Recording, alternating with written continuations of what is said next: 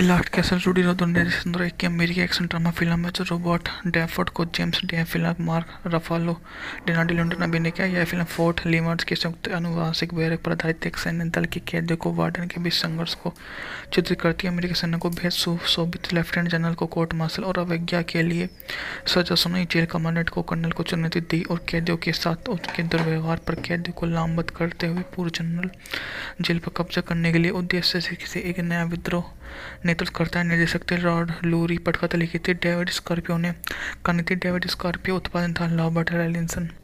Movie का budget था $72 million. इसने बॉक्स ऑफिस पर मात्र $27 मिलियन की कमाई की है।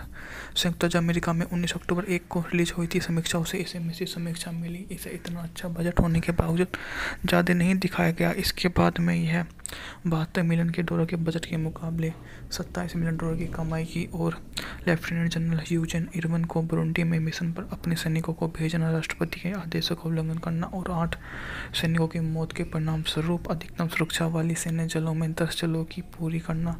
Jail commandant colonel Beaton Irwin को बहुत प्रशंसा करते हैं जब तक कि बहुमूल्य सैन्य कलाकृतियों को संग्रह कुछ ऐसा नहीं करते जिससे ये युद्ध के अनुभवी के पास कभी नहीं होते। नाराज विंटर कभी भी युद्ध नहीं देखा है। इस टिप्पणी से नाराज इसके बाद कैदियों के रवैये को बदलने के इरविन को प्रयास का विरोध करता है, जिससे इरविन के प्रति उसकी प्रशंसा खत्म हो जाती है। एक अवसर पर इरविन को गार्ड को कैदी काम्पन रेमन को क्लब करने के लिए फटकार लगाई और उससे बोला कि वह इस क्रूरता को रोके वरना उसके अंजाम बुरा होगा।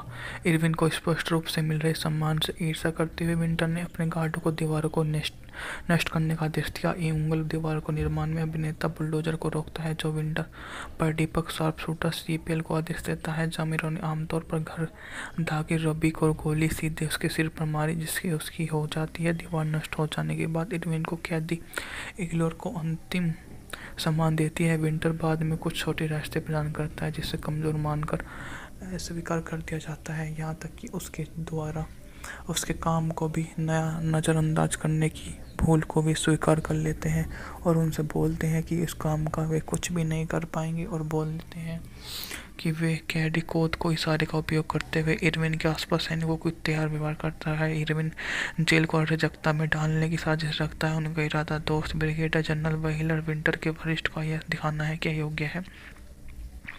सैन्य न्याय की समान संहिता के तहत सम्मान से हटा दिया। एक यात्रा के दौरान विंटर को पत्र मिलता है, उसके इस्तीफे की मांग की जाती है, अन्यथा कैदी व्हीलर को अपहरण कर लेंगे। अपने कैदियों को कार्रवाई का आदेश देने के बाद विंटर को पता चला कि योजना सिर्फ एक धोखा थी। इरविन इस घटना का उपयोग उस खुफिया जानकारी हासिल करने के लिए करता है कि वे वास्तविक विद्रोह के दौरान जेल प्रहरी कैसे प्रतिक्रिया देंगे। व्हीलर इसके स्पष्ट कर दिया कि विंटर से नफरत करता है, फिर भी उसे तर्क का सम्मान करता है। व्हीलर को इस